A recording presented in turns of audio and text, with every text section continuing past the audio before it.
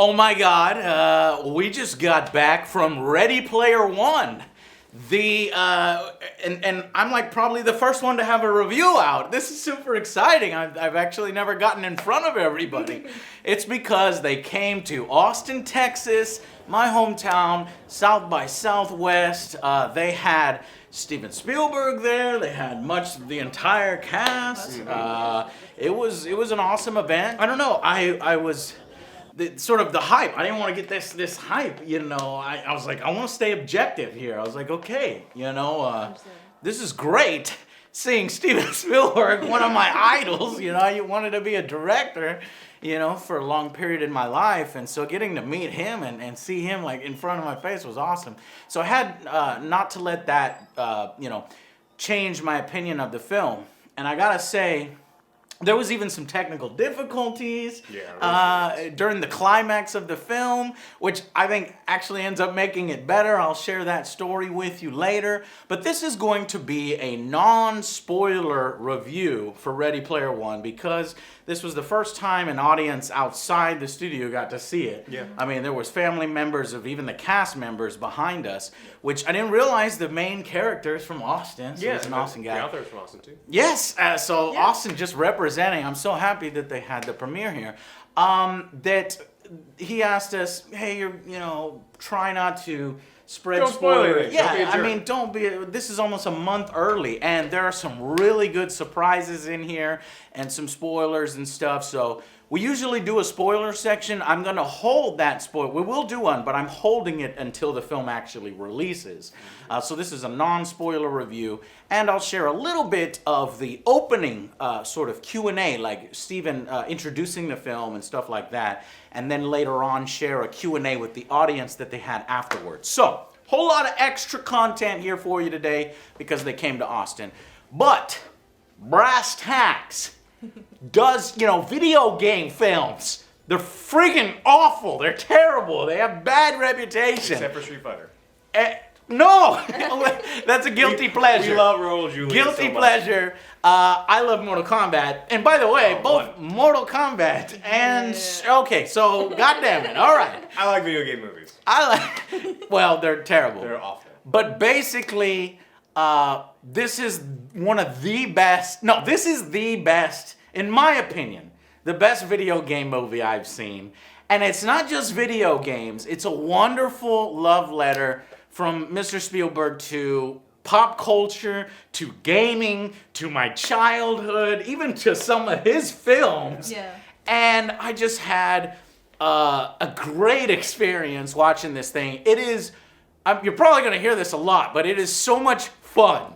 And the reason being is because it feels like a video game. Yep. But not in, you know how critics use that as a bad word sometimes? Oh, this is a video game. You know, when they're watching a movie like it's a bad thing. And in those cases it is. But here, it's actually a good thing. This is an extended video game cutscene, which is always an insult. But with Steven Spielberg, it's a compliment.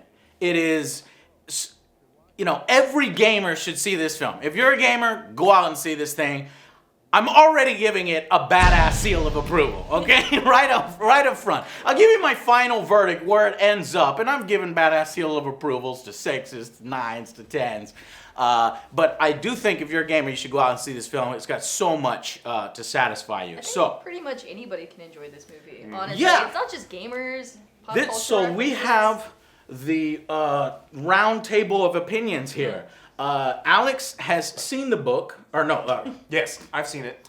yeah. It's an excellent book. Then he Cover was opened nice. it and then read the words inside. I know some of these words. And listened to the audiobook, which I hear is also really, really good, which Steven Spielberg's wife has also read apparently, which kind of pushed him to you know, do the film. And I haven't read the book at all. I know nothing about it. I saw the trailers and I was like, you know, me, I don't know why I got that attitude, right? I had that when attitude. I saw, Yeah. you had that attitude? So Yeah. the Reference. This is gonna be the Member Berries, the movie. You remember this? You remember that? Yeah. And it kind of is that a little bit, but it's done in the right way, it's in the very best tasteful. way. It's very tasteful. If you read the book, I was actually so worried about the trailer when it came out because I did read the book and I recognized nothing in the trailer. It's like I don't remember any of this. Like none of this is in the book. There's a couple cut scenes where yeah, they had to include because it's a really important part of the story. But there's a lot of the trailer. It's like none of this is here. Like none of it at all. Are you serious? So this movie, without spoilers, is much different from the book? And it was something that they talked a little bit about in the Q&A that they wanted to make sure that it's a different medium. And so you can't just go, I'm going to take this book and translate it directly into a movie, page for page, word for word, because they specifically said this is where Hollywood fails. And so everyone had nothing but good things to say about Steven Spielberg. I mean, mainly because he was there, but also because everybody he does such a good job. On him. Yeah, because they said that look, he made sure that the translating it into a movie was something that was really important to him. Yeah. And, you also have a different perspective. Have you read the book? I have not read the book. Okay, and have you played a lot of the more recent video games that were shown off? Do you think this film stands on its own, separate from the book or the video game, as just a movie watcher? Yeah, as a movie watcher, and as an avid video game Oh, player, yeah, of course. I saw a whole lot of things that you can reference from the '80s movies back into nowadays. There's an Overwatch character in it that most of the people who play the game, they're going to be extremely excited to see her running about. But it was really cool. It was very well done, honestly. As a gamer, as somebody who loves action, as somebody who loves a lot of these sequences, I was worried that they would sort of use it and throw it away and in a disingenuous way. But here it felt like it was a loving way. It's almost as if Spielberg was a gamer himself and sort of. But he actually did say... He said he's been playing video games since the very beginning. 1974. When he was or filming something. Jaws, he was playing Pong. Yeah. And that was something that was really important to him. So video game culture is really important. And it's not just that he said that, right? And I'm eating it up as a line that he's giving me, but I'm telling you, as a gamer, I can feel that translate to the screen, unlike a lot of other movies where you see these types of references and you feel it doesn't translate well. So, okay. But how about this? Let's talk about the fact that because they are in the Oasis, which is this, virtual reality world, essentially, let's talk about the CGI. How did you feel about a lot of the CGI in the film? It was a lot in the beginning. I was worried that it was just going to be something that the entire movie was going to be like that. But after probably 10, 15 minutes, I just didn't even notice it. I mean, that it's CGI, but you stop caring. There was a couple scenes where it's almost gratuitous. It's like we really need like this many effects. I mean, other than it looking cool, but they did a lot of interesting things with moving the camera or like just the point of view in the CG that I felt. I loved it. I can't even keep quiet because I loved it. If you have vertigo, you can't watch the first half hour of this movie. You can't. No, it's not that bad. No, it's horrible. No, it's not that bad. It's done where I can see stuff. Like whereas Resident Evil Extinction will move the camera and do stupid that you can't see. Here, I can feel he's doing things that he wouldn't normally be able to do if the entire film was live action. He wanted to play in this video game space where a lot of video game cinematics play with what they do in the movie space. It felt like this great sort of, send back and forth, and that Spielberg was feeling comfortable in this area and sort of paying homage to what video games can do and going a little more grandiose. So, in my opinion, all the CGI was fantastic. It was great looking. It was on the level as, for me, Avatar. I feel a lot of Avatar in this film, but I actually like this film better than Avatar. That's how much I liked it. And it might be the nostalgia, it might be all the gaming, it might be all the franchises that I'm like, that was getting to me, but I do think it was a good story too. But what did you feel about the CGI? I honestly thought that they did a whole lot of like really cool things, like when they're spinning around, dancing, the effects, and then they turn the camera this way, and you're just like, wow, that honestly I wouldn't have seen that done very well in other movies. Yeah, it hasn't been done, or it has been done, but sometimes it can get screwed up, but it's not screwed up here. And I will say this: do you think that? Before watching this series, we'll see if you agree, these characters, I was like, this guy looks stupid, and this character here with the big eyes and the small mouth, they're trying to do an Avatar thing, and the individual characters, they were putting them in these like nostalgia posters, and I was like, these characters are gonna be dumb. I'm just gonna hate the way they look. Yeah. But over time, as I was watching the film, it won me over. Like, I didn't hate the character designs like I expected that I would. Yeah. And I think that's because of the good characters behind those designs. They did a whole lot of good story building behind it, so you can see why they chose how they looked in the game. Like, in the game. Oh, yeah. Because, you know, they had two different design teams. One for outside and one for inside the Oasis, is what he was saying. So you actually see it, like, different from when they're inside the game to when they're outside of the game. Yeah, different perspectives. I love that. The film going back and forth between the two worlds. It felt really natural. Yeah. It was awesome. Great. Now, so there are whole sequences where the audience, it was just like, oh! You know, so it was very well done when a lot of that stuff can be, the ball can be dropped on it pretty easily. But you can tell here that these people are respectful of these other licenses, of these other franchises that they are injecting into this world. And it feels natural. Sometimes a lot of it feels out of place in other films. But here, because you've set up the world so great and that it's a virtual reality thing, almost anything is possible. You almost wish that the Oasis was real. You know what I mean? Sure. That we had that technology. And we know right now it's not quite there. No. We have so much shovelware and crap on VR, but there are some good full experiences, and I just can't wait for 30 years from now. Hopefully I'm still alive when we get some of this stuff. But let's go back to the characters. How do you think the casting of this film, and how do you think they did? Maybe the villain. I mean, all of the people, like, so when I was reading the book, there was never like detailed descriptions to the point where I was gonna be like, this one can only be played by this actor, and all of the cast felt natural. They definitely changed some of the dialogue from the book in a good way. There was a lot of people, for the most part, really enjoyed this book because there's a lot of nostalgia. Like, people like it, and it was really easy to just like easily digest it. But if you thought about it too much, you're like, wait a minute, that character is like super one-dimensional, kind of lame. And they address a lot of that, and a lot of it had to do with how well the actors portrayed their characters, and so you don't feel that the main character is a little flat and a little one or two dimensional, and he's like missing some things. And so I think they did a really good job, and that was something that I was really worried about coming into it because some of the characters are kind of don't have much to them in the book. It's like I don't like throwing around like that. This character's a Mary Sue and this character's Mary Sue, but the main character of the book is absolutely like everyone loves him and he's good at everything, and he's bad at everything works out, and his life's hard and all these other things, but he's happy. He's better than everybody at everything for whatever reason. And so there was not as he's pretty cool. He's pretty good. He's really good at this, but it feels.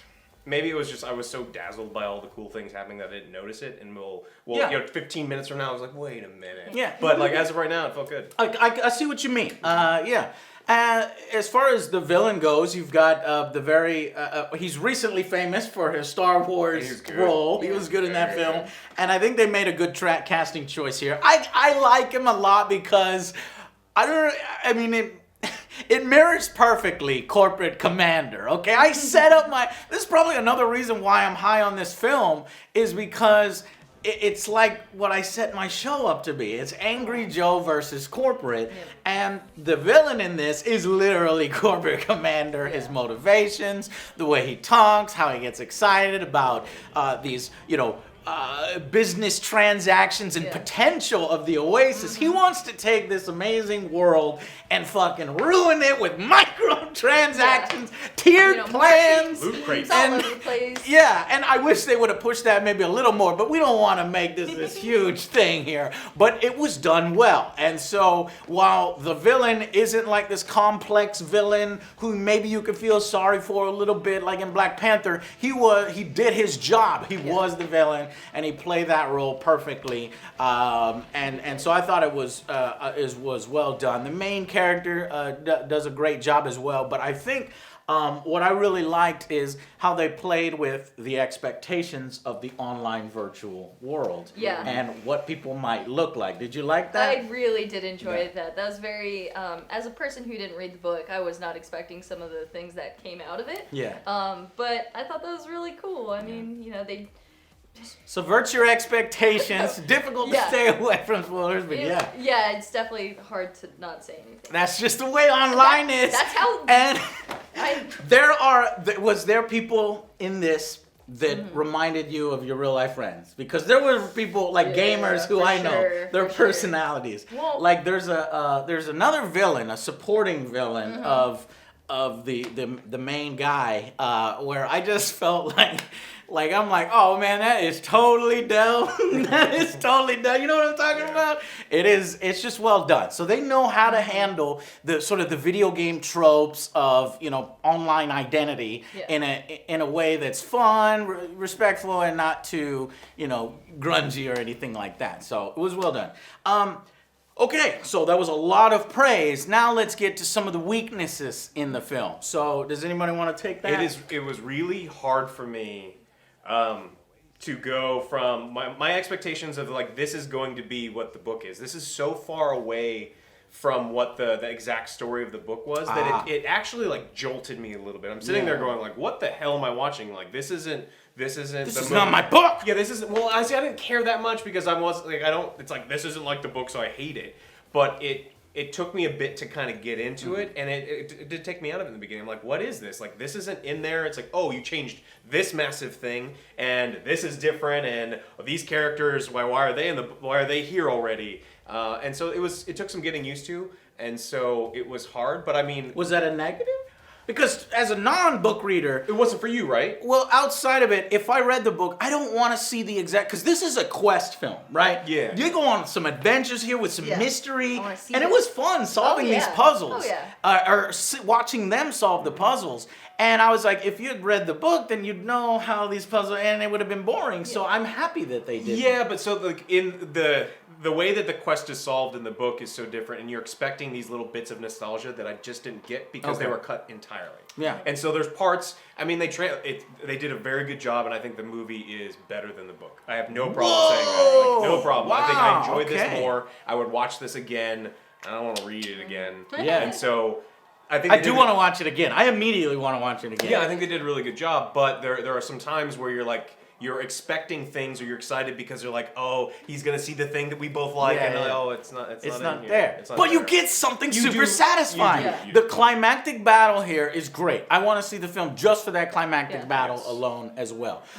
For me, one of the weaknesses of the film was this love story. I don't know how it is in the book, but the play between the main character Z and the female character Artemis.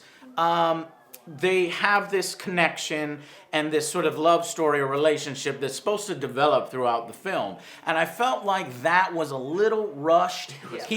Okay, thank you for saying it. It was very rushed. I mean, this dude literally comes out, you know, later on, I love you, you know, it's like... Oh, that was super awkward. When he said those words, buddy, no. I'm like, whoa, man, we might have missed another hour where she earned that. So because there was a lot of story to tell, and this is a longer film, it had to be at least 2 hours, I think, or getting up there.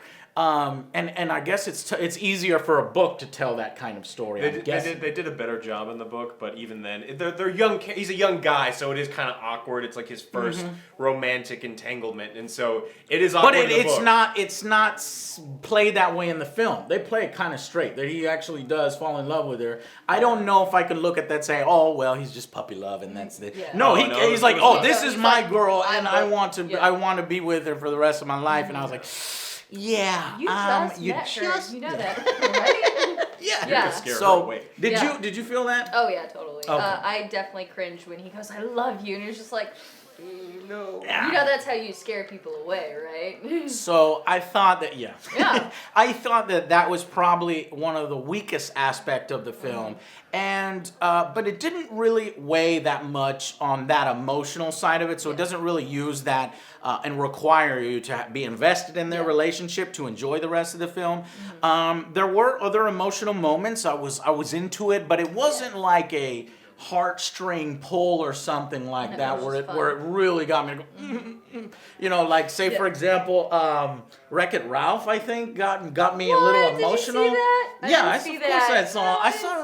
I saw Wreck-It. No, he wasn't in the film, or I don't know if he is. Maybe he is. But I'm just saying that film got me a little bit. Oh, you should see it. It's great. It's the other fantastic video game movie, and those two are at the top, and I'd have to figure out which one I like more.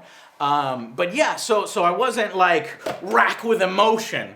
It was more like when there was a climactic battle. But beyond that, there wasn't like any tear up moments. No, I feel like this entire movie was just to pump you up and not really pull at any heartstrings apart from the nostalgia. The nostalgia. Yeah, so it does a great job, and you're pretty much thoroughly entertained the entire time. It's very entertaining. Not a single moment was I like, this part is dragging. No. I mean, it is going full force the whole time, and that could just be the veteran Steven Spielberg. I mean, this guy, Jurassic Park. I mean, I could list 7 of his amazing films, and some of them are referenced here. So keep your eye out for some of that stuff. So that's it for the non-spoiler review. I cannot wait to get to the spoilers, but I have to hold it out of respect for Mr. I mean, when he literally says to you, "Could you please do this?" It's hard to say no, Spielberg. Yeah, I'm gonna spoil everything. So I'm doing the respectful thing and saving those spoilers till March 29th, I think. So yeah, let's go ahead and give final verdicts, and then we'll get to our spoiler section that you'll see in a month. Okay, so let's start with Alex, our hardest critic here. One that has you are one of the hardest. You just one of the hardest. rate everything so damn high. It's not my fault. No, I have not been Yeah, I actually have lately. Yeah. But go ahead. Well, you have a lot of context with the book. But so that's some of the problem, right? Like, I wanted it. There's some characters that were in the movie, but they had such a small part, and they were so cool in the book. And you got to see some of it. Not to go into spoilers, but some really amazing parts that are really gratifying. But there's other scenes because they don't have 4 hours to show you the whole story. Yeah. And so I wanted more because I had read the book, but this still is a very fun film. It has its flaws. Some of the characters are still, they're still the base characters based on the book. This has to be like, I would say like what are we calling this? A video game movie? Mm-hmm. It's like a 9 in the video game Yes, it's a video game movie, so we have to rate it on that Pop scale. culture video. One thing that I was worried that this was going to be is like all of the worst parts of Family Guy where it's like, hey, do you remember this? Do you remember that? I like Family Guy. Yeah, do you remember that one time that Jurassic Park was a movie that this guy directed too? And that he also did Jaws, and he also did this other thing? They don't do Didn't you that. like MacGyver? MacGyver was a cool thing. He did MacGyver? No, but they referenced, they didn't She do loves it that MacGyver. way. I do. But they didn't do that, and so they did a really good job with this. So if you're going to see a movie filled with references and Easter eggs, lots of them. I feel it coming on. I feel the rating. What is it? Oh, I said this like our video game movie is a 9. Okay. Oh, you said it already. So 9 out of 10. Okay. Yeah, and then let's go ahead and go with Erica. Okay, since I hadn't read the book and I completely thoroughly enjoyed this movie, I'm gonna have to give it a 10. All right, high five. I would watch it again. Like I would literally let's go. Like watch right it again. now, let's go watch. Let's see if we can pick out some things. Yeah. It is satisfying and enjoyable. Yeah, it was right? definitely a really, really good movie. I recommend everybody to go see it and Twice. Yeah, at least. Yeah. I want to see the DVD commentary. And what's cool is I have Steven Spielberg's actual commentary and Q&A, which I'm going to share with you. So Steven Spielberg is on the Angry Joe Show, and you just have to wait a few weeks. But there's some really cool stuff that he shares. But anyway, so I'm going to get real with you. This is... not one of this isn't his best film, obviously. This guy has made Jurassic. These films that just stand the test of time and that are literally instant classics. And this one isn't quite at those levels, but he does for video game movies what he's done for other genres. And so it's the best, or one of the best, only up there with Wreck-It Ralph, a video game movie of all time. So if you're a gamer, this is a time to go out and celebrate your medium and celebrate pop culture and, you know, the things that you enjoyed when you grew up. And this film, obviously, it can really almost only be as good as its source material. And you just heard from Alex that it's kind of surpasses some of its source material. Source material kind of holds it back in certain aspects. And because they have to stay true to that. So other than, a little bit weak sort of love story, and it is a satisfying ride from start to finish, do I think it's going to endure the test of time? Probably not in the same way as some of his other films. So, you know, when people are going to talk about Spielberg, they're not going to, say, is this one Ready Player One? But they're going to say, yeah, that was a great film. Go check it out. Watch it. It is super fun. So I am going to give it also a 9 out of 10.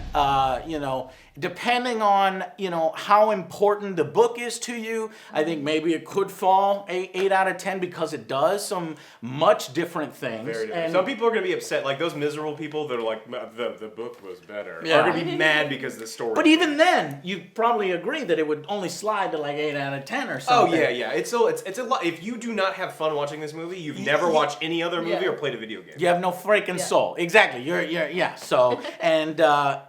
Fantastic film, 9 out of 10, badass seal of approval. Go out and watch this film.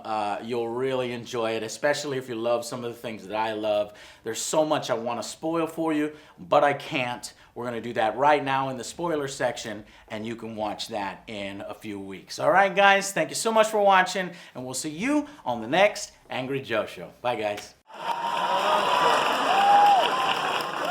ILI agents front and center!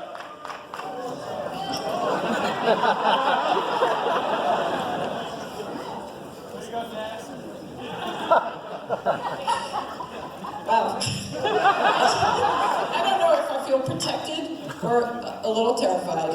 So, welcome. I'm Janet Pearson. I'm the director of South by Southwest Film. Special evening for you. This is, we are so excited about this. But first, a little bit of business. This film is eligible for an audience award, so remember to vote.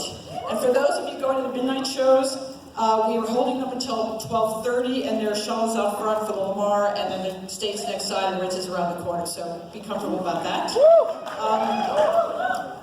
We are just so excited about this. Here we are presenting the world premiere of this eagerly anticipated film from the best-selling novel from Austin's own Ernie Klein. Nice. He'll be speaking he's actually speaking at the conference for all the badge holders. He's speaking tomorrow, I believe it's at 12:30, so you don't want to miss that.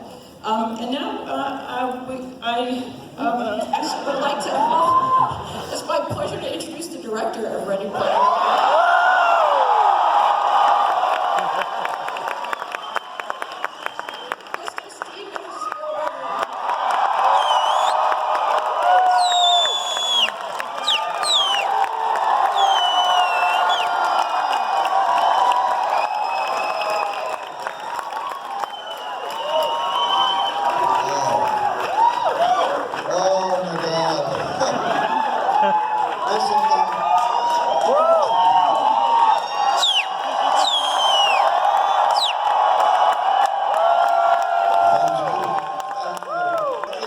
Forgive me, I worked 3 years on this movie. I don't want to mess this up in the next 3 minutes. So just let me have a few notes here and just first of all say that you are the first public audience in the entire world to experience Ready Player One.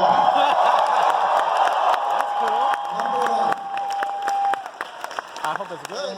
And we're here at a film festival that really kind of exemplifies not just excellence in the movies, but excellence in the audiences, in their appreciation for movies, in their love for movies. And this is not a film that we've made. This is, I promise you, a movie. And it's a movie that's got to be seen on the big screen, and I'm wondering if this is a big enough screen. Because we made this with a lot of ambition to really fill the screens. And I hope we can do that tonight. I made Ready Player One because, like a lot of you here, I love the book by Ernest Cline.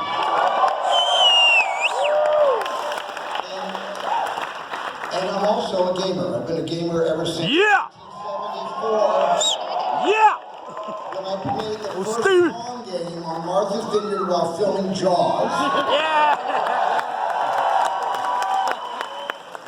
But I really wanted to make this film with Ernest Cline and my great screenwriter, Zach Penn, for people who don't play video games, who may never have played a video game. This isn't a film that you must have gotten into the gaming world in order to really get involved with. So this is not just for gamers, but this is also a movie that has so many cultural references. Just remember one thing. The side windows are for cultural references. The windshield is for the story. If you look straight ahead, you can always follow the story. If you look out the windshields, you may miss the story. Out the side windows.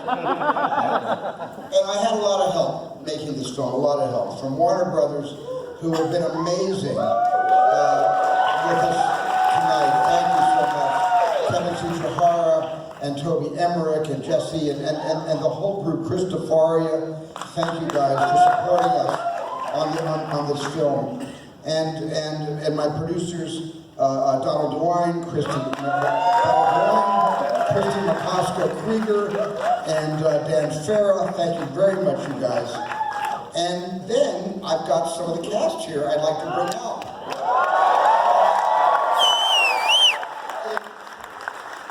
In not alphabetical order, in random selection, so nobody thinks that those who come out last aren't as good as Olivia Cook, who's coming out first.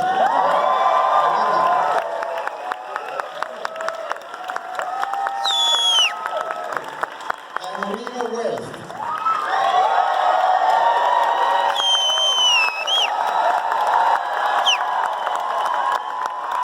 And Lynn Morizaki.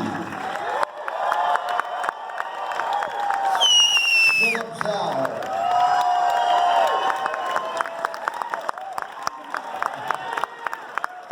And I can't pronounce his name very well. Ben Mendelsohn?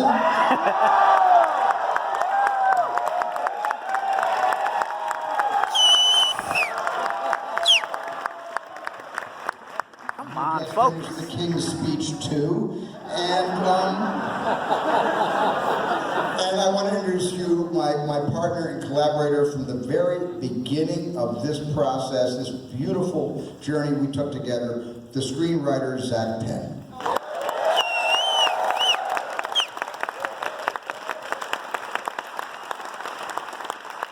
And now, Austin, we love you, and you've got two hometown boys here. You've got Ty Sheridan.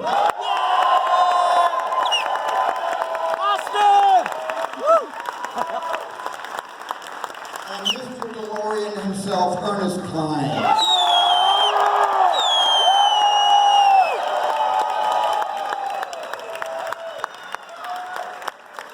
So, because this is the first time anybody in the general public or the specific Austin public has seen this film, you're now part of our family. We're part of your family. And I would just ask you, please, after you see the film, that don't give away any spoilers or anything that's going to take the enjoyment and the fresh eyes that you're all going to bring to this. Let everybody, after this experience, let them also have fresh eyes and bring fresh eyes to the film.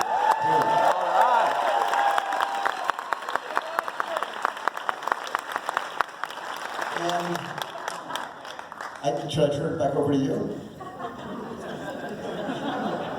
And because you're the best audience in the world, and you have so much respect for the work of these incredible artists, Your phones, your cameras, everything's off, it's down, you are being observed, you'll be coming, yanked out, and taken away. So please, we have a great record for this, let's respect it. And when it's all over, some of the cast will stay behind, and the writers and Ernie to do a little Q&A, so please stay for the cast for that. Thank you very much.